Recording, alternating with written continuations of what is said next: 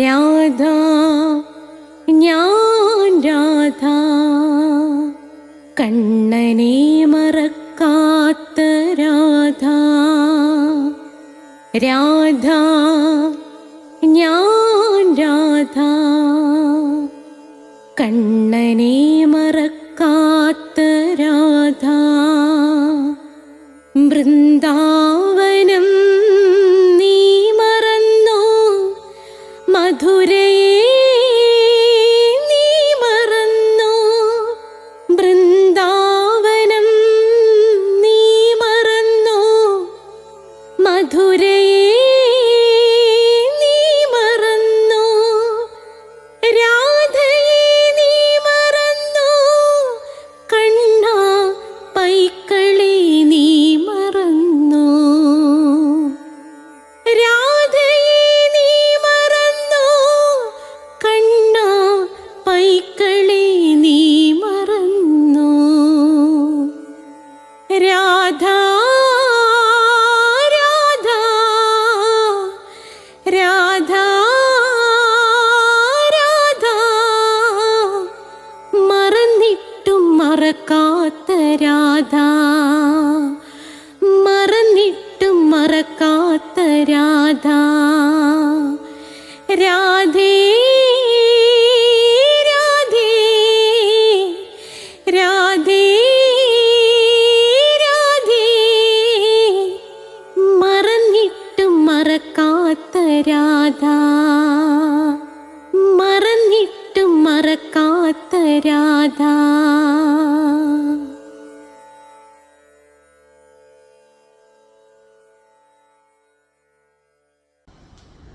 രാധേ രാധേ ഓ രാധേ രാധേ രാധേ രാധേ ഓ രാധേ രാധേ.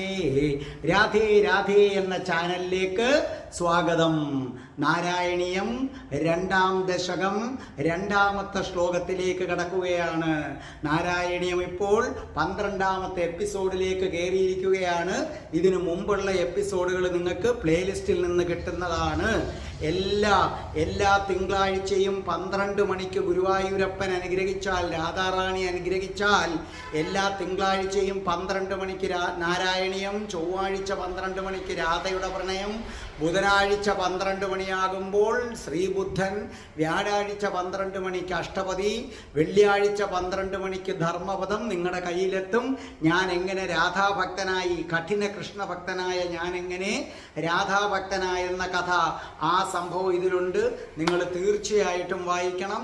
ഇതിനകത്ത് spoken English ഉണ്ട്.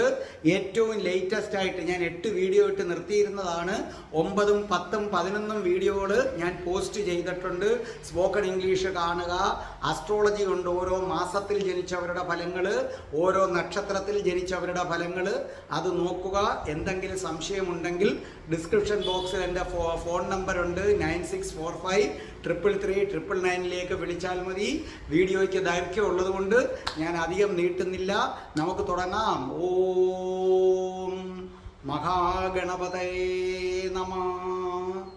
ഓം രാധായേ സ്വാഹ. രാധേ രാധേ ഓ രാധേ രാധേ രാധേ രാധേ ഓ രാധേ രാധേ രാധേ രാധേ ഓ രാധേ രാധേ രാധേ രാധേ ഓ രാധേ രാധേ രാധേ രാധേ ഓ രാധേ രാധേ രാധേ രാധേ ഓ രാധേ രാധേ. ബർസാനെ വാലി രാധാറാണി കി ജയ്. എൻ്റെ മാതാവ് രാധാറാണി കി ജയ്. എനിക്ക് സർവ്വ ഐശ്വര്യങ്ങളും വാരിക്കോരി തരുന്ന എൻ്റെ പൊന്നു രാധാറാണി അമ്മ കി ജയ്. എന്നെ സർവ്വ പാപങ്ങളിൽ നിന്നും മോചിപ്പിക്കുന്ന രാധാറാണി അമ്മ കി ജയ്. എനിക്ക് രോഗങ്ങൾ വരാതെ കാത്തുരക്ഷിക്കുന്ന രാധാറാണി അമ്മ കി ജയ്. ഇവിടെ നാരായണീയം 2ാം ദശകം 2ാം ശ്ലോകം അൽബ പാടിത്തരികയാണ്. അതിമനോഹരമായിട്ട് അൽബ പാടുന്നു. 1ാം ശ്ലോകവും പാടിയത് അൽബയാണ്. അൽബ പാടിക്കഴിഞ്ഞിട്ട് ഞാനത് നിങ്ങൾക്ക് പഠിപ്പിച്ചു തരുന്നതാണ്. കേയൂരാംഗത കങ്കണോത്തമ മഹാരത്നാംഗുലിയാംഗീത ശ്രീമദ്ബാഹു ചതുഷ്കസംഗദഖദാശങ്കാരി പങ്കേരുഹ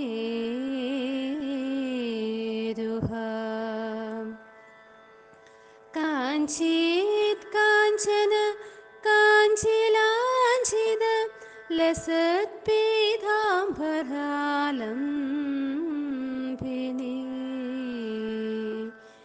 മാലംബേ വിമലാംബുജദ്യുതിപദാ മൂർത്തിം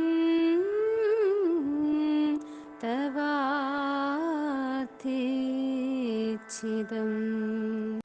അപ്പോൾ നമ്മുടെ അൽബ ഈ ശ്ലോകം വളരെ മനോഹരമായി പാടിത്തന്നത് നിങ്ങൾ കേട്ടല്ലോ. ഇനി നമുക്ക് അതിലേക്ക് കടക്കാം. ഞാൻ വായിച്ചർത്ഥം പറഞ്ഞു തരാം.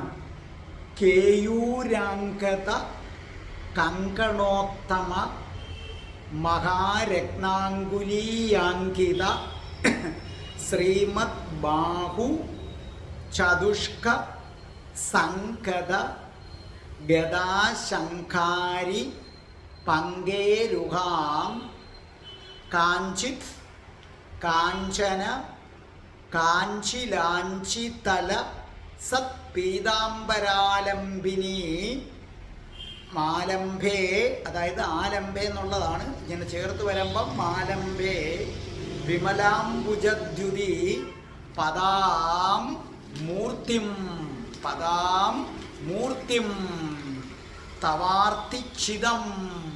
അർത്ഥം എഴുതിക്കോ.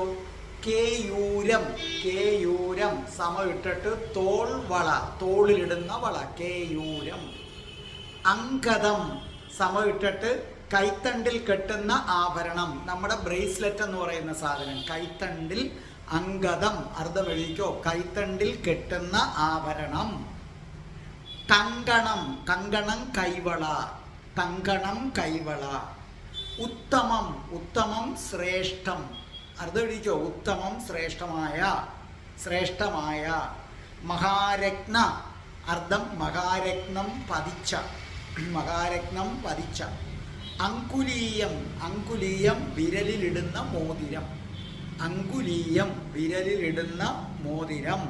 അപ്പോൾ ഇത് ചേർത്ത് പറയുമ്പോൾ ഉത്തമ മഹാരത്നാങ്കുലീയം, ശ്രേഷ്ഠമായ മഹാരത്നങ്ങൾ പതിച്ച വിരലിലിടുന്ന മോതിരം. അടുത്ത രണ്ടാമത്തെ വരിയിൽ ശ്രീമത്, ശ്രീമത് സമം ഐശ്വര്യപൂർണമായ, ഐശ്വര്യപൂർണമായ. ബാഹു, ബാഹു കൈകൾ. ചതുഷ്ക, ചതുഷ്ക സമം 4. സംഘത, സംഘത വഹിച്ചിരിക്കുന്ന, കോമ ചേർന്നിരിക്കുന്ന, രണ്ടർത്ഥം. വഹിച്ചിരിക്കുന്ന, കോമ ചേർന്നിരിക്കുന്ന. ഗദ, നമ്മുടെ ഗദ തന്നെ. ശംഖാരി, ശംഖും ചക്രവും, ശംഖാരി ശംഖും ചക്രവും. പങ്കേരുഹാം, പങ്കേരുഹാം താമര എന്നിവയുള്ളതും. അർത്ഥം എഴുതിച്ചോളണം. പങ്കേരുഹാം താമര എന്നിവ ഉള്ളതും. അടുത്തത് കാഞ്ചിത, കാഞ്ചിത എങ്ങനെയെന്ന് വർണ്ണിക്കാനാകാത്തതും. കാഞ്ചിത എങ്ങനെയെന്ന് വർണ്ണിക്കാൻ ആകാത്തതും. അടുത്തത് കാഞ്ചന കാഞ്ചി, കാഞ്ചന കാഞ്ചി, കാഞ്ചനം സ്വർണം, കാഞ്ചി അരഞ്ഞാണം. അപ്പൊ കാഞ്ചന കാഞ്ചി സ്വർണമായ അരഞ്ഞാണത്താൽ, സ്വർണമായ അരഞ്ഞാണത്താൽ.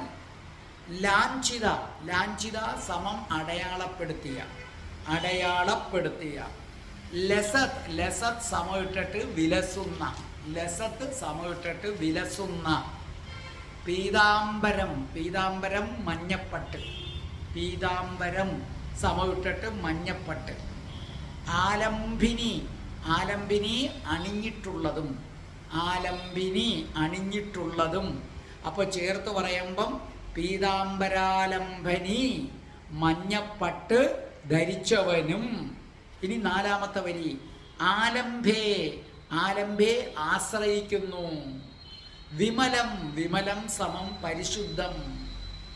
അംബുജം, അംബുജം താമര. വിമലാംബുജം അർത്ഥം പരിശുദ്ധമായ താമര. ദ്യുതി, ദ്യുതി സമമിട്ടിട്ട് ശോഭ, ദ്യുതി ശോഭ. പദാം, പദാം സമമിട്ടിട്ട് പാദങ്ങളോടും. നിങ്ങൾ അർത്ഥം എഴുതി വെക്കണം. കാരണം നിങ്ങൾക്ക് ഒരു ബുക്കിലും ഇങ്ങനെ ഓരോ പദാനുപദ അങ്ങനെ നിങ്ങൾക്ക് എല്ലാം കിട്ടത്തില്ല, കുറച്ച് അർത്ഥങ്ങളെ കിട്ടത്തുള്ളൂ. അതുകൊണ്ട് എല്ലാവരും ടെക്സ്റ്റ് ബുക്ക് ഉണ്ടെന്നും പറഞ്ഞ് അർത്ഥം എഴുതാതിരിക്കരുത്. അപ്പം പദാം പാദങ്ങളോടും മൂർത്തിം തവ നിന്തിരുവടിയുടെ മൂർത്തിയെ. നിന്തിരുവടി ഗുരുവായൂരപ്പൻ, ഗുരുവായൂരപ്പൻ എന്ന മൂർത്തി. അർത്ഥം എഴുതുമ്പോൾ നിന്തിരുവടിയുടെ മൂർത്തിയെ, ശരിക്കും പറഞ്ഞാൽ ഗുരുവായൂരപ്പനെ. തവാർത്തിച്ചിതം, തവാർത്തി, ആർത്തി ദുഃഖം, തവാർത്തിച്ചിതം ദുഃഖങ്ങളെ നശിപ്പിക്കുന്നത്. തവാർത്തിച്ചിതം എന്ന് പറഞ്ഞാൽ ദുഃഖങ്ങളെ നശിപ്പിക്കുന്നത്.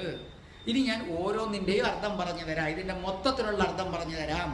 തോൾവളയും കൈവളയും വളരെ ശ്രേഷ്ഠമായ മഹാരത്നങ്ങൾ പതിച്ച മോതിരങ്ങൾ എന്നിവയും കൊണ്ട് അലങ്കരിക്കപ്പെട്ട 4 തൃക്കൈകളാൽ, ഭഗവാന്റെ 4 കൈയാണ്, 4 തൃക്കൈകളിൽ ഏന്തുന്ന ഗദ, ശംഖം, ചക്രം, താമരപ്പൂ എന്നിവകളാൽ പ്രകാശിക്കുന്നതും പൊന്നരഞ്ഞാണം കുറുകിന് കെട്ടിയ പീതാംബരമണിഞ്ഞതും പരിശുദ്ധമായ താമരപ്പൂ പോലെ ശോഭിക്കുന്നതുമായ തൃപ്പാദങ്ങളോട് കൂടിയതും ദുഃഖങ്ങളെ നശിപ്പിക്കുന്നതും വാക്കുകൾക്ക് അതീതവുമായ അങ്ങയുടെ സുന്ദരമായ രൂപത്തെ ഞാൻ ശരണം പ്രാപിക്കുന്നു.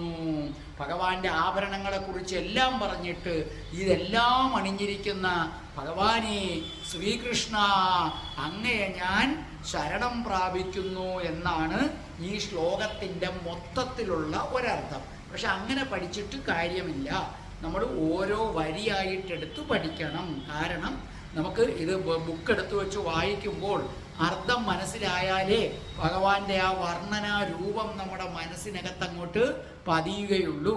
അപ്പോൾ ഇനി ഞാൻ ഈ 4 വരികളിൽ ആദ്യത്തെ വരി നിങ്ങളെ പഠിപ്പിക്കാനായിട്ട് പോവുകയാണ്. ഇനി നമുക്ക് ഒന്നാമത്തെ വരിയിലേക്ക് കിടക്കാം. നോക്കേ, കേയൂരം. കേയൂരം ഭഗവാന്റെ തോളിലൊരു വള കിടക്കുന്നു. തോൾവള. അങ്കദം, അതായത് ഭഗവാന്റെ തോളിൽ കിടക്കുന്ന വളയുടെ പേരാണ് കേയൂരം. അങ്കദം, ഭഗവാന്റെ കൈത്തണ്ടയിൽ കെട്ടുന്ന ആഭരണം, നമ്മുടെ ബ്രേസ്ലെറ്റ് പോലത്തെ ആഭരണം. കങ്കണം. കങ്കണം കൈവള. കൈവള. ഉത്തമം, ശ്രേഷ്ഠമായ. മഹാരത്നം. മഹാരത്നം പതിച്ച. അങ്കുലീയം. അങ്കുലീയം മോതിരം. ഇത്രയുമാണ് ഒന്നാമത്തെ വരിയിലെ വാക്കുകൾ. ഇനി നമുക്ക് അതിനകത്ത് എന്താ പറഞ്ഞിരിക്കുന്നതെന്ന് നോക്കാം. ആദ്യത്തെ വരിയിൽ എന്തൊക്കെ കാര്യങ്ങൾ കൊണ്ടാണ്, അതായത് ഒന്നാമത്തെ വരി പറയുന്നത് ഏതൊക്കെ കാര്യങ്ങൾ കൊണ്ടാണ് ഭഗവാനെ ഗുരുവായൂരപ്പനെ അലങ്കരിച്ചു വച്ചിരിക്കുന്നതെന്നാണ് പറയുന്നത്. അതായത് ഭഗവാൻ എന്തൊക്കെ ധരിച്ചിരിക്കുന്നു. ഭഗവാന് തോൾവളയുണ്ട്. ആ തോൾവളയ്ക്കൊരു പേരുണ്ട്, കേയൂരം. ഭഗവാന്റെ കൈത്തണ്ടയിൽ മിന്നിത്തിളങ്ങുന്ന ഒരാഭരണം, നമ്മുടെ ഭാഷയിൽ പറഞ്ഞ ബ്രേസ്ലെറ്റ്, അതിൻ്റെ പേരാണ് അങ്കദം. അപ്പൊ കേയൂരം തോളിലണിഞ്ഞവൻ കൃഷ്ണൻ, അങ്കദം കൈത്തണ്ടയിൽ അണിഞ്ഞവൻ കൃഷ്ണൻ. തീരുന്നില്ല, ഭഗവാന്റെ കയ്യിൽ കൈവളകളങ്ങനെ കിടക്കുകയല്ലേ. ആ കൈവളക്കൂട്ടങ്ങളുടെ പേരാണ് കങ്കണ. കങ്കണ എന്ന കൈവള ധരിച്ചവൻ. അപ്പോൾ എന്തൊക്കെയാണ്? കേയൂരം എന്ന തോൾവള ധരിച്ചവൻ, അതേ കണക്ക് തന്നെ അങ്കദം എന്ന കൈവള ധരിച്ചവൻ, ബ്രേസ്ലെറ്റ് ധരിച്ചവൻ, കങ്കണം എന്ന കൈവള ധരിച്ചവൻ. പിന്നെ അദ്ദേഹത്തിൻ്റെ ഭുജം, കൈകള്, അദ്ദേഹത്തിൻ്റെ ഭഗവാന്റെ കൈകൾക്ക് പ്രത്യേക പേരുണ്ട്, രംഗത എന്നാണ്. രംഗത എന്നാണ് അതിൻ്റെ പേര്. അപ്പൊ ഈ രംഗത എന്ന കൈകളിൽ, അതിമനോഹരമായ കൈകളിലാണ് ഇത് ആ കങ്കണം ധരിച്ചിരിക്കുന്നത്. അപ്പം രംഗത എന്ന കൈകളിൽ വെട്ടിത്തിളങ്ങുന്ന കങ്കണമെന്ന വളകൾ ധരിച്ച് ശോഭിക്കുന്നവനാരോ അവനാണ് കൃഷ്ണൻ. തോൾവള അണിഞ്ഞവൻ കേയൂരം, അങ്കദം അണിഞ്ഞവൻ ശ്രീകൃഷ്ണൻ. കണ്ടോ, കങ്കണമെന്ന വളയണിഞ്ഞവൻ ശ്രീകൃഷ്ണൻ. രംഗതമെന്ന കയ്യിലാണത് അണിഞ്ഞിരിക്കുന്നത്. അതാണ് ഭഗവാൻ കൃഷ്ണൻ. തീർന്നില്ല, പിന്നെയോ മഹാരത്നങ്ങൾ പതിച്ച, അതായത് വിലമതിക്കാനാകാത്ത രത്നങ്ങൾ പതിച്ച മോതിരം ധരിച്ചിരിക്കുകയാണ് ശ്രീകൃഷ്ണ ഭഗവാൻ. അത് വിലമതിക്കാനാകാത്ത രത്നങ്ങൾ കൊണ്ട് പതിച്ച മോതിരമാണ് ആര് ധരിച്ചിരിക്കുന്നത്? കൃഷ്ണ ഭഗവാൻ ധരിച്ചിരിക്കുന്നത്. ആ മോതിരത്തിൻ്റെ പേര് ആർക്കെങ്കിലും അറിയാമോ? ഈ കേട്ടുകൊണ്ടിരിക്കുന്ന ആർക്കെങ്കിലും അതിൻ്റെ പേരറിയാമോ? ഭഗവാന്റെ കൈകളിൽ വെട്ടിത്തിളങ്ങി ഒരു മോതിരം കണ്ടിട്ടില്ലേ? ആ മോതിരത്തിൻ്റെ പേരാണ് രത്നമുഖി.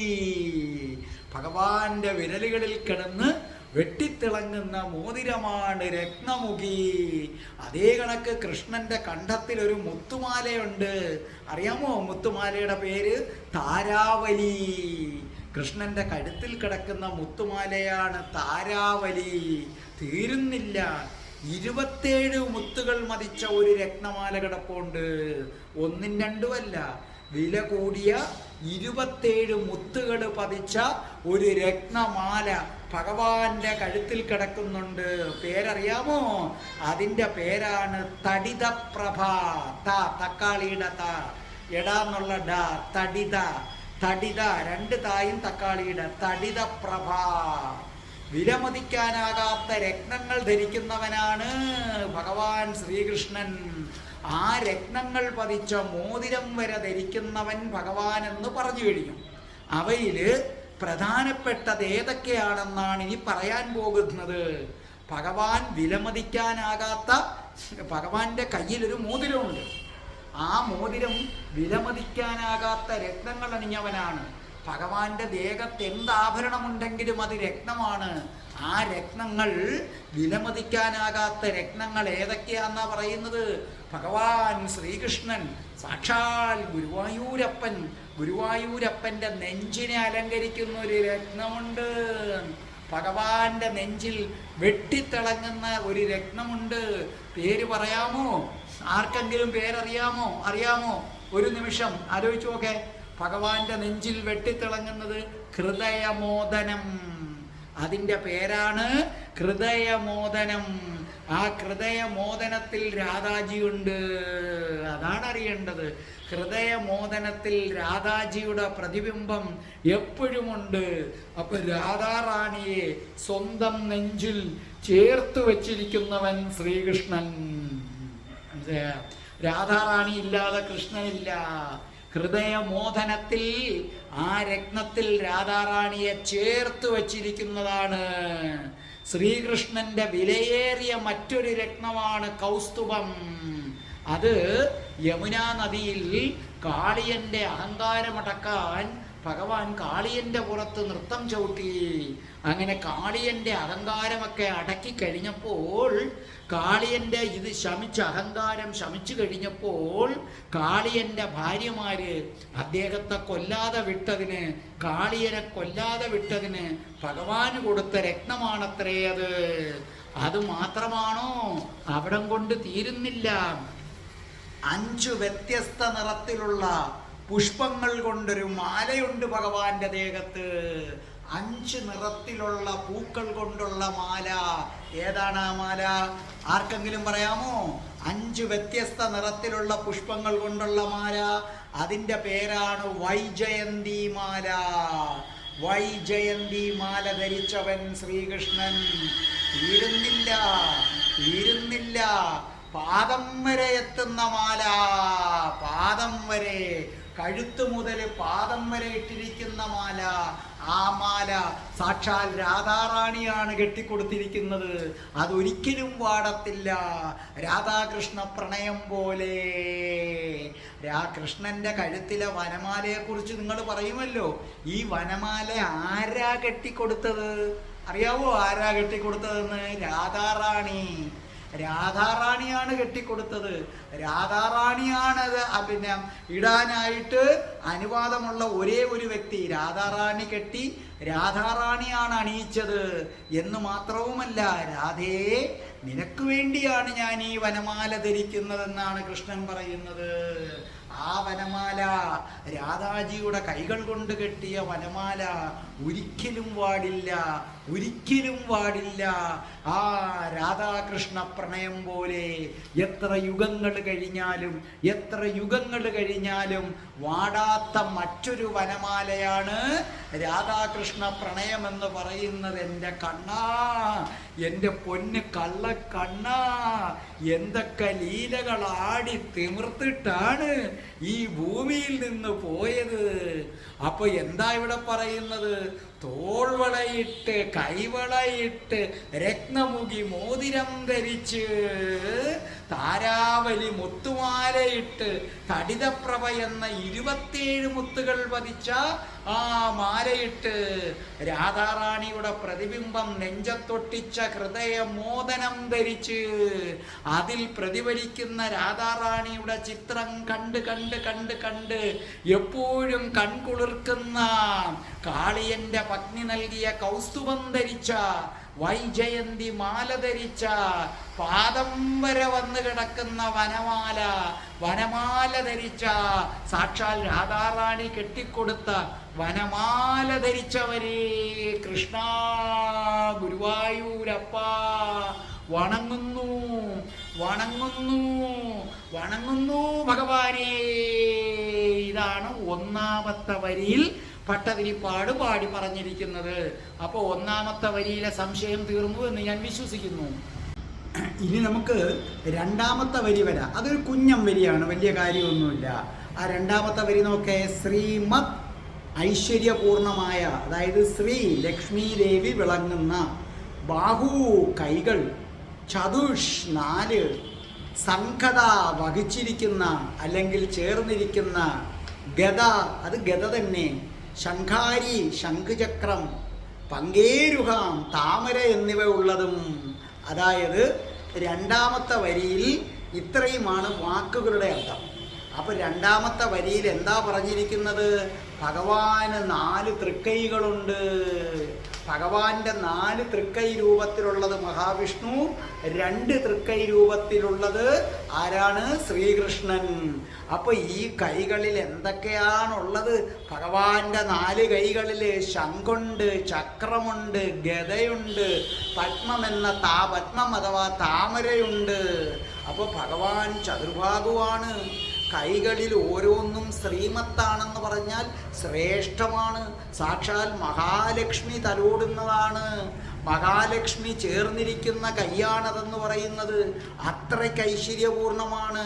അങ്ങനെ മഹാലക്ഷ്മി ചുംബിച്ച കൈകൾ, മഹാലക്ഷ്മി ആലിംഗനം ചെയ്ത കൈകൾ, മഹാലക്ഷ്മി മുഖമമർത്തിയ 4 കൈകൾ, മഹാലക്ഷ്മി പ്രണയത്തോടെ വാരിപ്പുണർന്ന 4 കൈകൾ, ആ 4 കൈകളിലായിട്ട് കൗമോദകി എന്ന ഗദയും, പാഞ്ചജന്യമെന്ന ശംഖും, മഹാസുദർശനമെന്ന ചക്രായുധവും താമരയും ധരിച്ച് ഭഗവാൻ ശ്രീകൃഷ്ണൻ വിലസുന്നു എന്നാണ് ഇതിനകത്ത് രണ്ടാമത്തെ വരിയിൽ പറഞ്ഞിരിക്കുന്നത്. ഇനി നമുക്ക് മൂന്നാമത്തെ വരിയിലേക്ക് കടക്കാം. എന്താണ് മൂന്നാമത്തെ വരി? കാഞ്ചിത്. കാഞ്ചിത്ത് എന്ന് പറഞ്ഞാൽ എങ്ങനെയെന്ന് വർണ്ണിക്കാനാകുന്നില്ല എന്നാണ് അർത്ഥം. കാഞ്ചന കാഞ്ചി ഉണ്ടോ? കാഞ്ചന കാഞ്ചി, കാഞ്ചനം സ്വർണം, കാഞ്ചി അരഞ്ഞാണം, സ്വർണ്ണ അരഞ്ഞാണം, ലാഞ്ചിത, ലാഞ്ചിത അടയാളപ്പെടുത്തിയ, ലസത്ത് വിലസുന്ന, പീതാംബരം മഞ്ഞപ്പട്ട്, ആലംബനി അണിഞ്ഞിട്ടുള്ളത്. ഇത്രയുമാണ് മൂന്നാമത്തെ വരിയിലെ വാക്കർത്ഥം. അപ്പോൾ ഇവിടെ എന്താ പറഞ്ഞിരിക്കുന്നത്? ഭഗവാൻ എന്ന് പറയുന്നത് പീതാംബരധാരിയാണ്, മഞ്ഞപ്പട്ട് ധരിച്ചിരിക്കുന്നവനാണ്. അത് വളരെ വിശ്വപ്രസിദ്ധമാണ്, കൃഷ്ണൻ പീതാംബരധാരിയാണെന്നുള്ളത്. മഞ്ഞപ്പട്ടുടുത്ത, കൃഷ്ണനെ ആരാധിക്കാത്ത, കൃഷ്ണൻ്റെ മഞ്ഞപ്പട്ടിനെ ഇഷ്ടപ്പെടാത്ത ഏതു ഹിന്ദുക്കളാണ് ലോകത്തുള്ളത്? സകല ഹിന്ദുവിൻ്റെയും മനസ്സിൽ കൃഷ്ണൻ എന്ന് പറയുമ്പോൾ ഓടിയെത്തുന്നത് ഏതാണ്? ഈ മഞ്ഞപ്പട്ടാണ്. മഞ്ഞയ്ക്ക് വലിയ പ്രാധാന്യമുണ്ട്. കൃഷ്ണൻ ധരിച്ചത് മഞ്ഞപ്പട്ട്. കൃഷ്ണൻ്റെ അവതാരമായ ബുദ്ധനും തിരഞ്ഞെടുത്തത് മഞ്ഞ വസ്ത്രമാണ്. അപ്പോൾ എന്താണ് ഈ മഞ്ഞ? എന്തുകൊണ്ടാണ് കൃഷ്ണൻ മഞ്ഞ വസ്ത്രം തിരഞ്ഞെടുത്തത്? ആലോചിക്കുക. മഞ്ഞ എപ്പോഴും മരണത്തെ പ്രതിനിധീകരിക്കുന്ന ഒന്നാണ്. ഒരു ഇല പഴുക്കുമ്പോഴാണ് അത് മഞ്ഞ നിറമാകുന്നത്, അല്ലേ? അപ്പം നമ്മൾ പറയത്തില്ലേ പച്ചില പഴുക്കും എന്ന് നമ്മൾ പറയത്തില്ലേ?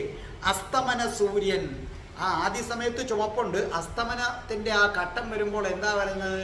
അസ്തമന സൂര്യൻ അതിൻ്റെ പ്രഭ നശിച്ചൊരു മഞ്ഞ നിറത്തിലാണ് അസ്തമന സൂര്യൻ വരുന്നത്. സായാഹ്നം മഞ്ഞ നിറമാണ്. അപ്പൊ ശരിക്കും പറഞ്ഞാൽ മഞ്ഞ എന്ന് പറയുന്നത് അസ്തമന സൂര്യനെ, സായാഹ്നത്തെ പ്രതിനിധീകരിക്കുന്നു. അപ്പൊ ചുരുക്കി പറഞ്ഞാൽ മരണത്തെക്കുറിച്ച് കൂടുതൽ ആളുകൾ ബോധവാന്മാരാകണമെന്ന് ഭഗവാൻ ആഗ്രഹിക്കുന്നു. ഒരു ദിവസം മരണം നമ്മളെയും കൊണ്ടുപോകും. ആ സത്യം മനസ്സിലാക്കാത്തതാണ് നമ്മുടെ ലോകത്തെ സകല കുഴപ്പങ്ങൾക്കും കാരണം. അത് വളരെയധികം ആലോചിക്കേണ്ട ഒരു കാര്യമാണ്. ഭഗവാൻ നമ്മളെ ഓർമ്മിപ്പിക്കുകയാണ്, മരണം എപ്പോഴും സംഭവിക്കാം. അതുകൊണ്ടാണ് ഭഗവാൻ ശ്രീകൃഷ്ണൻ പറയുന്നത്, നീ കഴിഞ്ഞതിനെ മറക്ക്, കഴിഞ്ഞ കാലത്ത് ജീവിക്കാതെ, പാസ്റ്റ് ഈസ് പാസ്റ്റ്, ഭാവിയെക്കുറിച്ച് ചിന്തിക്കാതെ നീ ഭാവിയിൽ ജീവിച്ചിരിപ്പുണ്ടെന്നുള്ളതിന് യാതൊരു ഉറപ്പുമില്ല. നീ പിന്നെ എന്താ ചെയ്യേണ്ടത്? നിന്റെ കയ്യിലുള്ളത് ഈ നിമിഷമാണ്. ഈ നിമിഷത്തെ നീ എന്ത് ചെയ്യണം? ആസ്വദിക്കണമെന്നാണ് പറയുന്നത്. അപ്പോൾ ഭഗവാൻ പറയുന്നു, മരണം കൂടെയുണ്ട്, അരക്ഷണം പോലും പാഴാക്കരുത്. അതുകൊണ്ട് നീ നിന്റെ ചുറ്റും കാണുന്ന ആൾക്കാർ, അമ്മ, അച്ഛൻ, സഹോദരൻ, സഹോദരി, സുഹൃത്ത്, ഭാര്യ, ഇത് മുഴുവനും മരിച്ചു പോകും. പിന്നെ മരിച്ചു പോകുന്ന ഒരു വസ്തുവിനോട് എന്തിനാണ് ആർത്തി? മരിക്കാത്തതിനോടാണ് ആർത്തി. മരിക്കാത്തതാരാണ്? ഭഗവാൻ. നിങ്ങൾ നിങ്ങളെ മക്കളെ സ്നേഹിക്കുന്നതിൻ്റെ പകുതിയുടെ പകുതിയെങ്കിലും നിങ്ങൾ ഭഗവാനെ സ്നേഹിച്ചിരുന്നെങ്കിൽ എന്നേ ഭഗവാൻ പ്രത്യക്ഷപ്പെട്ടേനെ. നിങ്ങൾ ആരും ഇത് ചെയ്യുന്നില്ല. നമ്മുടെ അമ്മമാരിത് വളരെ ശ്രദ്ധിക്കുക. നിങ്ങൾക്ക് നിങ്ങളുടെ മക്കളോട് എന്ത് തീവ്ര സ്നേഹമുണ്ട്, ആ തീവ്ര സ്നേഹത്തിൻ്റെ പകുതി മക്കൾ, പ്രത്യേകിച്ച് പെൺമക്കൾ വരാൻ ജോലിക്ക് പോയിടത്തുനിന്ന് വൈകിയാൽ നിങ്ങൾക്കുണ്ടാകുന്ന ഉത്കണ്ഠ ഭഗവാനെ കാണാത്തത് കൊണ്ടുണ്ടായിട്ടുണ്ടോ? ഓർമ്മിക്ക്, മക്കൾ മരിക്കും, ഭർത്താവ് മരിക്കും, ഭാര്യ മരിക്കും, സുഹൃത്തു മരിക്കും, സകലതും മരിക്കും. ഈ പ്രപഞ്ചം തന്നെ ഒരു ദിവസം ഇല്ലാതാകും. ഇല്ലാതാകാത്ത ഒന്ന് മാത്രം, സാക്ഷാൽ ശ്രീകൃഷ്ണൻ. അതുകൊണ്ടാണ് ഭഗവാൻ പീതാംബരധാരിയായത്. നമ്മളത് അറിയുന്നില്ല. എപ്പോഴും നമ്മളെ ഓർമ്മിപ്പിക്കുകയാണ്. ആ പീതാംബരത്തിൻ്റെ പുറത്ത് ഭഗവാൻ ഇങ്ങനെ ചുറ്റിയിരിക്കുന്നതോ സ്വർണ്ണ അരഞ്ഞാണം. ആ സ്വർണത്തിൻ്റെ പ്രഭയിൽ ഇങ്ങനെ നിൽക്കുകയാണ്. സ്വർണത്തിൻ്റെ നിറവും മഞ്ഞയാണ്. സ്ത്രീകൾക്ക് ഏറ്റവും പ്രിയപ്പെട്ട ആഭരണം സ്വർണമാണ്, ഇല്ലേ? സ്ത്രീകൾ താലി കെട്ടുന്നത് ഏതാണ്? സ്വർണത്തിലാണ് താലി കെട്ടുന്നത്. ഭഗവാൻ അന്നേരവും ഓർമ്മിപ്പിക്കുകയാണ്, ഈ സ്വർണത്തിൽ, ഈ മഞ്ഞ നിറം മിന്നിത്തിളങ്ങുന്ന മോഹത്തിൽ നീ താലി കെട്ടുന്ന ഈ പുരുഷനും ഒരു ദിവസം പോകും. അങ്ങനെ സ്വന്തമാക്കുന്ന ഈ സ്ത്രീയും പോകും. പോകാത്തതൊരാൾ മാത്രം, ഞാൻ മാത്രമാണ് പോകാത്തത്, അല്ലേ? നമ്മൾ ചരട് കെട്ടുന്നവരുണ്ട് സ്വർണമല്ലാതെ. അവർ പച്ചച്ചരട് കെട്ടത്തില്ലല്ലോ, വെള്ളച്ചരട് കെട്ടത്തില്ലല്ലോ, മഞ്ഞച്ചരടേ കെട്ടത്തുള്ളൂ. എന്താണ്, നിങ്ങൾ എപ്പോഴെങ്കിലും ചിന്തിച്ചിട്ടുണ്ടോ? ഭഗവാന്റെ പീതാംബരം മഞ്ഞ, താലി കെട്ടുന്ന സ്വർണം മഞ്ഞ, മഞ്ഞച്ചരടേ കെട്ടത്തുള്ളൂ. എന്താണ്? ഓർമ്മിക്കുക, മരണം കൂടെയുണ്ട്, മരണം കൂടെയുണ്ട്. നാളത്തേക്കെന്നും പറഞ്ഞ് ബാക്കി വെക്കാനില്ല. അതുകൊണ്ട് ഈ സത്യം മനസ്സിലാക്കി മരണം ബാധിക്കാത്ത ഒരേ ഒരാൾ ഗുരുവായൂരപ്പൻ. ആ ഗുരുവായൂരപ്പനെ ആശ്രയിച്ചാൽ പിന്നെ നിങ്ങൾക്കും ജനിമൃതികളിൽപ്പെട്ട് ഉടലണ്ട. ഒരിക്കലും മരണം വരിക്കാത്ത ലോകത്തിലേക്ക് ഭഗവാൻ കൊണ്ടുപോകുമെന്നാണ് മൂന്നാമത്തെ വരിയിൽ പറയുന്നത്. അപ്പോൾ നമുക്കിനി നാലാമത്തെ വരിയിലേക്ക് വരണ്ടേ? ആലംബേ, ആശ്രയിക്കുന്നു. എന്തിനെ? വിമലം, പരിശുദ്ധമായ, അംബുജം, താമര പോലുള്ള. അപ്പോൾ വിമലാംബുജം, പരിശുദ്ധമായ താമര പോലുള്ള ആ ദ്യുതി ശോഭ, പദാം, പാദങ്ങളോടും, മൂർത്തിം തവ, നിന്തിരുവടിയുടെ മൂർത്തിയെ, അതായത് ഗുരുവായൂരപ്പനെ, തവാർത്തിച്ചിതം, സകല ദുഃഖങ്ങളെയും ഇല്ലാതാക്കുന്നവനെ. ഇത്രയുമാണ് 4ാമത്തെ വരിയിലെ വാക്കുകളുടെ അർത്ഥം. ഇനി എന്താ അവിടെ പറഞ്ഞിരിക്കുന്നതെന്ന് നോക്കേ. പട്ടതിരിപ്പാട് പറയുകയാണ്, ഭഗവാനേ ഗുരുവായൂരപ്പ, അങ്ങയുടെ പാദങ്ങൾ പരിശുദ്ധമായ താമരപ്പൂ പോലെ ശോഭിക്കുന്നതാണ്. അത് താമരപ്പൂ പോലെ മൃദുവാണ്, ചുവന്നു തുടുത്തതുമാണ്, കണ്ണുകൾക്ക് കുളിർമ പകരുന്നതാണ്. ആ പാദങ്ങളെ ഇനിയും വർണ്ണിക്കാൻ പട്ടതിരിപ്പാടിന് കഴിയുന്നില്ല. അത്രയ്ക്ക് കവിത്വ ശക്തി പട്ടതിരിപ്പാടിനില്ല. കവി അതങ്ങ് സമ്മതിക്കുന്നു. ചെന്താമര കണ്ണാ, നിന്റെ ചെന്താമര തോക്കും തൃപ്പാദങ്ങളെ ഇതിൽ കൂടുതൽ വിവരിക്കാൻ എനിക്ക് കഴിവില്ല എന്ന് പട്ടതിരിപ്പാട് തോൽവി സമ്മതിക്കുന്നു. എന്നിട്ട് അടുത്ത ഘട്ടത്തിലേക്ക് കടക്കുന്നു. പറയുകയാണ്, ഭഗവാനെ ഭഗവാനെ, നിന്തിരുവടിയുടെ സുന്ദര രൂപം, മനോഹര രൂപം വർണ്ണിക്കാൻ എനിക്ക് വാക്കുകൾ കിട്ടുന്നില്ല. സകല ദുഃഖങ്ങളെയും ഇല്ലാതാക്കുന്ന ഭഗവാന്റെ മൂർത്തിയെ, അതായത് ഭഗവാന്റെ സുന്ദര രൂപത്തെയാണ് മൂർത്തി എന്ന് പറയുന്നത്. ഭഗവാനെ ഞാൻ വണങ്ങുന്നു എന്ന് ഭട്ടതിരിപ്പാട് പറയുന്നു. ഭഗവാനെ എനിക്കൊന്നേ കഴിയൂ, ഈ സുന്ദര രൂപത്തെ ഞാൻ ആശ്രയിക്കുന്നു കൃഷ്ണ, വേറൊന്നും എനിക്ക് കഴിയില്ല. ഇവിടെ ഭട്ടതിരിപ്പാട് നമ്മുടെ ഗുരുവായി മാറുകയാണ്. ഭട്ടതിരിപ്പാട് നമ്മുടെ ഗുരുവിൻ്റെ സ്ഥാനത്ത് നിന്നുകൊണ്ട് സർവ്വദുഃഖങ്ങളെയും പാൽപുഞ്ചിരി തൂകി ഇല്ലാതാക്കുന്ന ഗുരുവായൂരപ്പനെ ആശ്രയിക്കാൻ പരോക്ഷമായി നമ്മളോട് നിർദ്ദേശിക്കുകയാണ്. നമ്മളൊക്കെ ശിഷ്യന്മാരാണ് ഭട്ടതിരിപ്പാടിൻ്റെ. ഭട്ടതിരിപ്പാട് നമുക്കൊരു നിർദ്ദേശം വെക്കുകയാണ്. ഓർമ്മിക്കുക, 2ാം ദശകത്തിലെ 1-ാം ശ്ലോകവും ഞാൻ ഇപ്പൊ പഠിപ്പിക്കുന്ന ശ്ലോകവും ധ്യാന ശ്ലോകമാണ്. അത്രയ്ക്ക് പ്രസക്തി അതുണ്ട്. ഈ 2 ശ്ലോകങ്ങളും വെച്ച് നിങ്ങൾ ഭഗവാനെ ധ്യാനിക്കുന്നത് അത്യുത്തമമാണ്. എന്തുകൊണ്ടാണ് ഭട്ടതിരിപ്പാട് ഭഗവാന്റെ അംഗപ്രത്യംഗ വർണ്ണനയ്ക്ക് മുതിരുന്നതെന്നറിയാമോ? ഉപാസനാമൂർത്തിയെ, അതായത് കൃഷ്ണനെ ധ്യാനിക്കുമ്പോൾ ഭഗവാന്റെ ശരീര അവയവങ്ങൾ എല്ലാം, അതായത് അംഗപ്രത്യംഗ വർണ്ണന നടത്തുന്നത് ഇതാണ്. ആരാണോ കൃഷ്ണനെ ഉപാസനാമൂർത്തിയായി സ്വീകരിക്കുന്നത് അവർക്ക് കൃഷ്ണന്റെ ഓരോ അവയവങ്ങളും തെളിഞ്ഞു വരണം. നെറ്റിത്തടവും കണ്ണും മൂക്കും കവിൾത്തടവും മകരകുണ്ടലങ്ങൾ തിളങ്ങുന്ന ചെവിയും നെഞ്ചും സകലതും സകലതും സകലതും അങ്ങനെ തെളിഞ്ഞു വരണം. അങ്ങനെ കാലക്രമേണ അംഗപ്രത്യംഗ വർണ്ണന ശ്രദ്ധയോടുകൂടി പഠിച്ചാൽ ഭഗവാന്റെ രൂപം ഉള്ളിലുറയ്ക്കും. അപ്പൊ നമ്മുടെ ഉപാസനാമൂർത്തി ആരായാലും ഉപാസനാമൂർത്തിയുടെ രൂപം ഉള്ളിലുറയ്ക്കാൻ ഏറ്റവും എളുപ്പമുള്ള വഴി ആ ഉപാസനാമൂർത്തിയെ അംഗപ്രത്യംഗം എന്ത് ചെയ്യുന്നതാണ്? വർണ്ണിക്കുന്നതാണ്. ആ മൂർത്തി നമ്മുടെ ഹൃദയത്തിലൊട്ടും. അതിനു വേണ്ടിയാണ് ഭഗവാൻ ഇവിടെ എന്ത് ചെയ്തത്? അംഗപ്രത്യംഗ വർണ്ണന നടത്തിയത്. അപ്പൊ എന്താ ഇവിടെ പറഞ്ഞിരിക്കുന്നത്? തോൾവള ധരിച്ച്, കൈവള ധരിച്ച്, രത്നം പതിച്ച മോതിരം ധരിച്ച്, 4 കൈകളിൽ ശംഖും ചക്രവും ഗദയും താമരയും ഏന്തിക്കൊണ്ട്, അരയിലും മഞ്ഞപ്പട്ടുടുത്ത്, മഞ്ഞപ്പട്ടില് പൊന്നരഞ്ഞാണം അങ്ങനെ ചുറ്റി നിൽക്കുന്ന സുന്ദരരൂപനായ ഭഗവാന്റെ ചെന്താമരപ്പൂ പോലെ മൃദുലമായ പാദങ്ങളെ ഞാൻ വണങ്ങുന്നു. കൃഷ്ണ, അങ്ങയുടെ ഓടക്കുഴലായ ഭുവൻ മോഹിനിയെ ഞാൻ വണങ്ങുന്നേ. അതിൻ്റെ മറ്റൊരു രൂപമായ, അതിൻ്റെ മറ്റൊരു നാമമായ മഹാനന്ദയെ വണങ്ങുന്നേ. ഭഗവാനേ, കൃഷ്ണ, അങ്ങയുടെ 6 ദ്വാരങ്ങളുള്ള ഓടക്കുഴലായ മദന ജംകൃതിയെ ഞാൻ വണങ്ങുന്നു. അദ്ദേഹത്തിൻ്റെ ഭഗവാന്റെ മുരളി ഓടക്കുഴലായ സരളയെ ഞാൻ വണങ്ങുന്നേ കൃഷ്ണ. അങ്ങേക്ക് പ്രിയപ്പെട്ട ഗൗഡിരാഗത്തെ വണങ്ങുന്നു, ഗുർജരാഗങ്ങളെ വണങ്ങുന്നു, രംഗത എന്നറിയപ്പെടുന്ന അങ്ങയുടെ കൈകളെ ഞാൻ വണങ്ങുന്നു ഭഗവാനെ.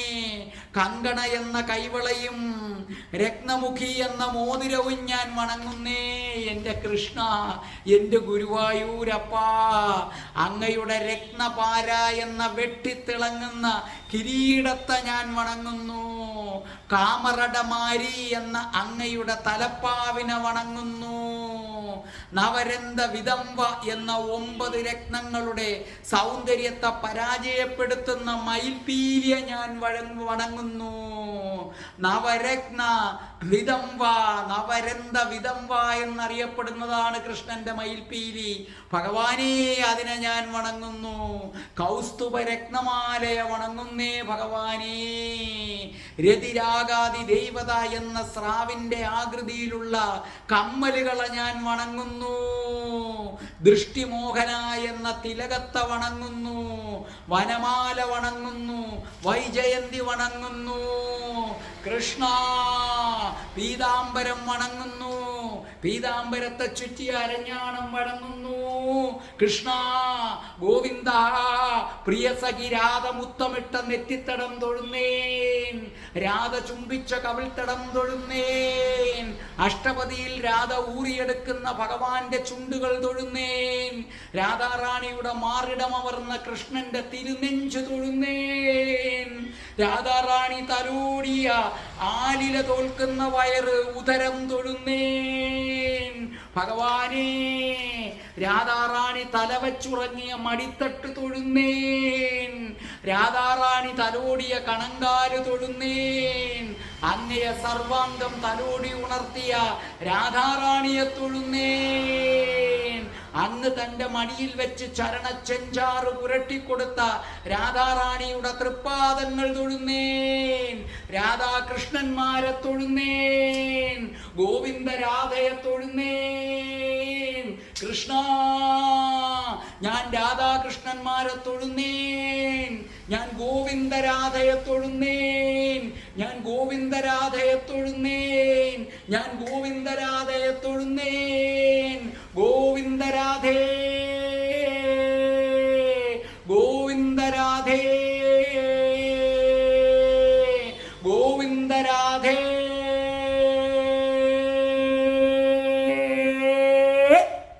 രാധേ രാധേ ഓ രാധേ രാധേ, രാധേ രാധേ ഓ രാധേ രാധേ, രാധേ രാധേ ഓ രാധേ രാധേ, രാധേ രാധേ ഓ രാധേ രാധേ, രാധേ രാധേ ഓ രാധേ രാധേ, രാധേ രാധേ ഓ രാധേ രാധേ. ഓം ശ്രീം ഹ്രീം ക്ലീം ഐം രാം രാസേശ്വരി രാധികായൈ സ്വാഹാ.